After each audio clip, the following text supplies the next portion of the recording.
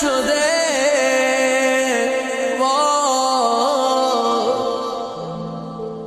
نگاه به عکست میکنم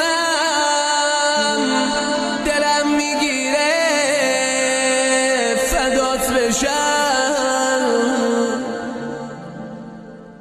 به یاد اون